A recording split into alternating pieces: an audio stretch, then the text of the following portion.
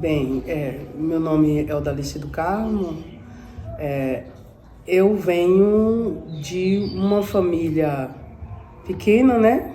A minha avó era iniciada no axé e o cargo, né? A casa, não. O cargo eu herdei dela, né? A minha avó, eu não a conheci. Quando eu nasci, ela já tinha 4 anos de falecida. Ela era de Xangô. E aí eu me iniciei na casa de Paulo Roberto, mas eu comecei em um terreiro pequeno, de uma pessoa que já não está aqui entre nós, né, Valdemar. Ele era um filho de Oxalá, uma pessoa muito querida, mas não deu seguimento ao terreiro e fez a passagem. Com 14 anos eu conheci o meu sacerdote, Paulo Roberto, onde eu me iniciei com 17 anos. Né? Ele descende do Gantuá, filho de Augusto César.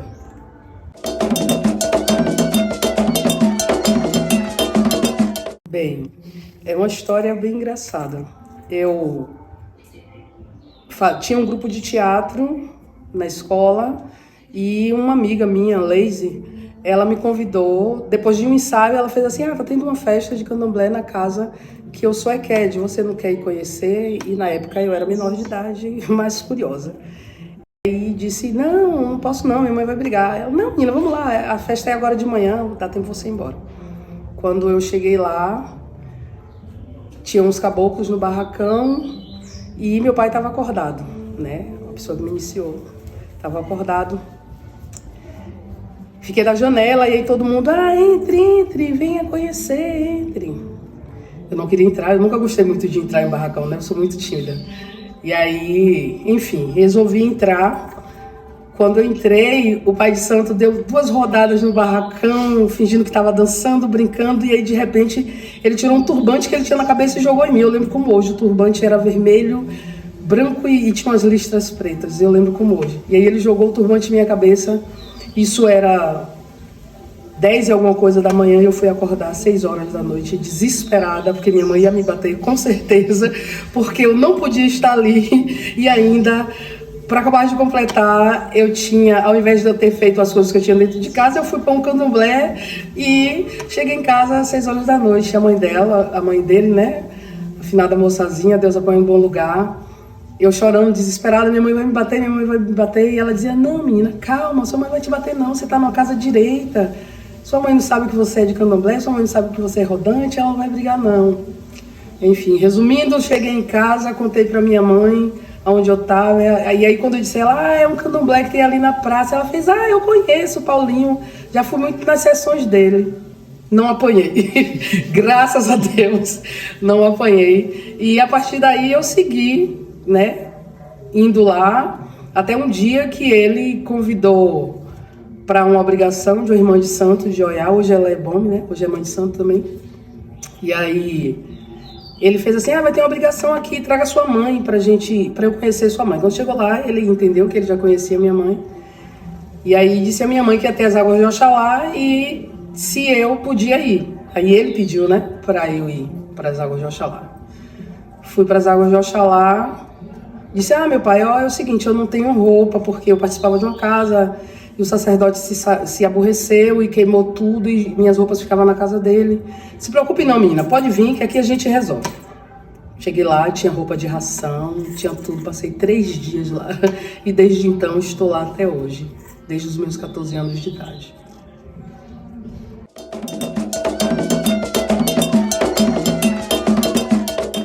Eu posso dizer a você que a minha fase de AU foi a fase mais linda da minha vida.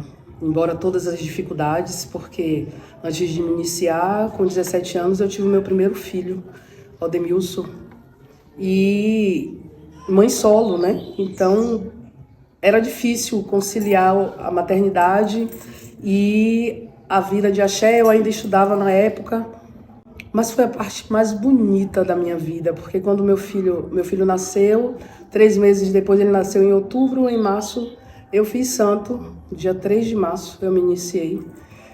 E, gente, foi a coisa mais bonita da minha vida, a minha fase de Abiã e de AO, porque na minha fase de Abiã eu fui recebida pela casa de coração aberto por todos que ali estavam, e a fase de AO Foi mais encantadora porque eu não tinha condição e o meu pai me iniciou por conta dele, e a gratidão que eu tenho a ele até hoje, e será eterna, né? Porque eu sabia que eu não teria condição naquela época e eu sabia que seria difícil, porque era uma casa onde já tinha muita gente e que eu teria que me dedicar a retribuir tudo que ele fez por mim e a casa, né? Foi muito bonito, eu me emociono quando eu falo dessa fase.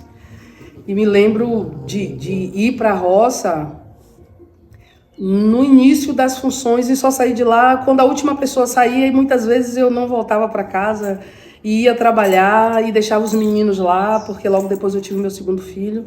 Deixava os meninos lá e ia trabalhar, ou deixava os meninos na escola e algum irmão de santo pegava. Minha comadre Denise me ajudou muito nisso, né? Com os meninos. Foi a fase mais bonita da minha vida, assim. Aí chegar ao sacerdócio. No início, eu não vou mentir, eu não queria. Foi difícil. O povo que me acompanha desde que eu iniciei, graças a Deus, ainda tem muita gente. E as pessoas sabem, né? Eu me trancava dentro do quarto.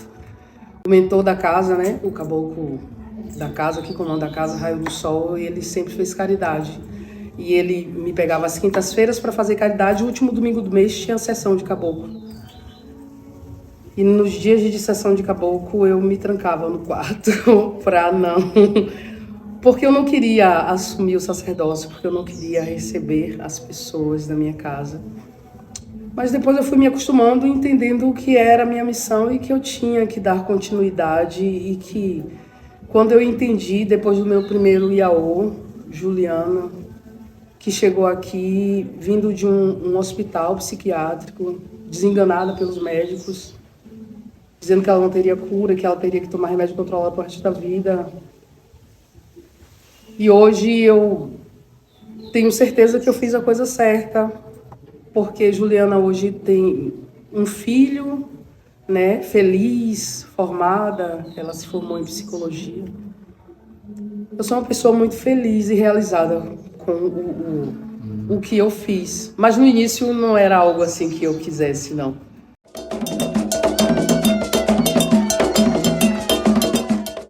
Da religião, nunca, nunca. Eu sou apaixonada pela minha religião, eu amo a minha religião. Eu amo estar cultuando e fazendo, dando continuidade ao que os meus fizeram. Eu amo a minha religião.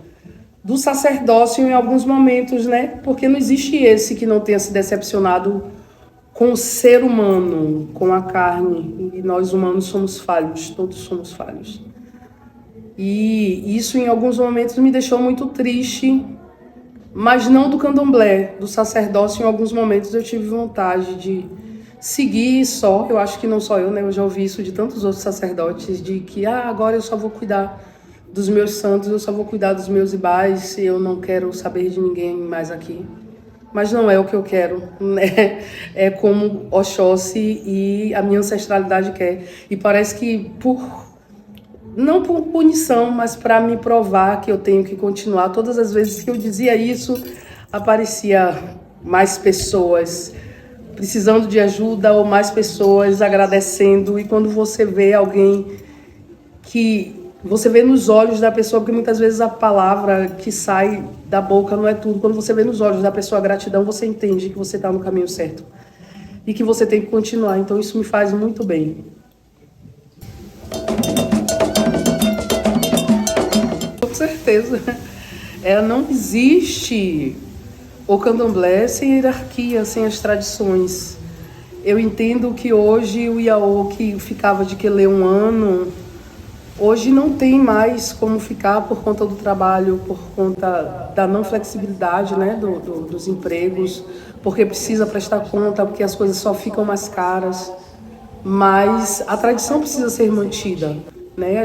Se o Iaô consegue 3 meses de férias, ele fica 3 meses de quelê. Se ele só consegue 1 mês, ele fica 1 mês e a gente vai pedir misericórdia ao orixá né? Como essas meninas, elas estão na fase de Iaô e elas vêm toda sexta-feira dormir com Oxalá, riar o ebô e passam o sábado e retornam para casa no sábado à tarde. Eu tento fazer o máximo para seguir, né, a tradição e seguir o que os meus deixaram, mas existem coisas que não tem como ficar como antigamente, né? Mas a gente precisa manter o máximo da originalidade dessa religião que é oral e que precisa ser mantida.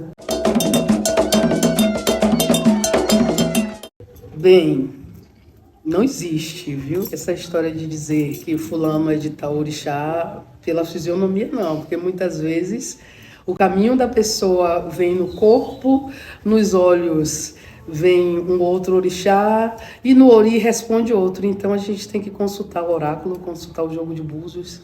Muitas vezes tem que consultar 3, 4, né, casas para entender e saber se de fato é aquele, ou se aquele orixá que tomou a frente é por conta de herança ancestral, se é por conta de algum cargo, se é por conta do caminho. Então tem que consultar o oráculo, não dá para saber pelo rosto, não.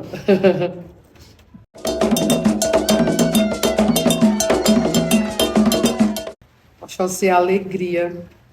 No meu olhar, Oxóssi é união. No meu olhar, Oxóssi é a comunidade. Oxóssi, ele representa a comunidade. Não existe uma comunidade sem Oxóssi. Oxóssi é o homem que leva a felicidade para dentro das casas, né?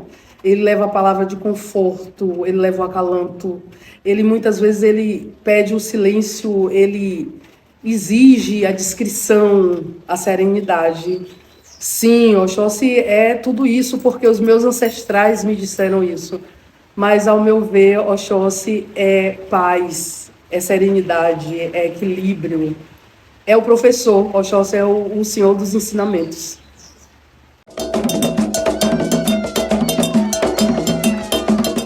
Meu irmão, a primeira coisa que para mim, ao meu ver, né? As pessoas falam de tantas outras coisas, mas para mim é verdade. Idoneidade, caráter. Uma casa que não tem um líder com caráter, uma casa que não tem um líder com princípios, aquela casa não vai à frente, aquela casa não vai existir nunca, porque se a pessoa que está ali como liderança não tem princípio, não se dá o respeito, não se faz respeitar, não traz a união, não traz de fato o que o orixá prega, né? Que é a entrega, uma casa não consegue se sustentar sem isso. Para além do amor, né? Precisa ter muito amor, muito, muito, não é pouco não, tem que ter muito amor.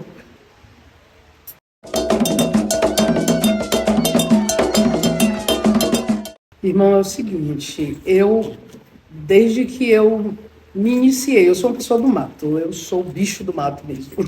Eu aceitei fazer essa entrevista porque eu fui ensinado pelo mentor da casa que eu tenho por obrigação passar conhecimento e falar dos meus, porque se eu não falar dos meus, lá na frente pode acontecer o esquecimento, né? Porque a nossa religião é oral. E desde que eu comecei essa jornada, eu peço e obrigo muitas vezes, né? Obrigo mesmo, a palavra é isso, aos meus filhos, a preservação, ao respeito e entender que a natureza, ela está se desfazendo e que se a gente não cuidar, agora lá na frente a gente não vai ter. Muitas vezes as pessoas acham que o só falar ajuda. Não vai. Se a gente só continuar falando de preservação, não vai acontecer. A gente precisa, de fato, tomar a frente e lutar, e brigar, e procurar os órgãos públicos responsáveis e chamar atenção de todas as formas possíveis, senão a gente daqui a um pouco mais vai ter que dar um jeito de formas bruscas, né, de luta mesmo, para conseguir manter a nossa religião, já que ela não sobrevive sem a natureza.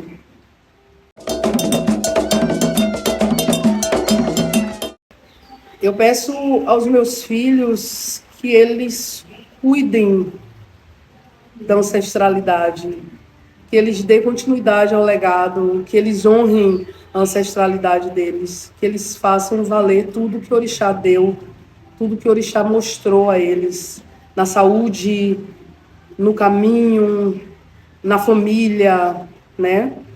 Que eles honrem e que eles busquem fazer com que isso tenha um segmento, né? Que eles honrem, principalmente a ancestralidade, né? Porque sem eles a gente não tem nada e a gente precisa falar de ancestralidade, a gente precisa trazer de fato ancestralidade em tudo.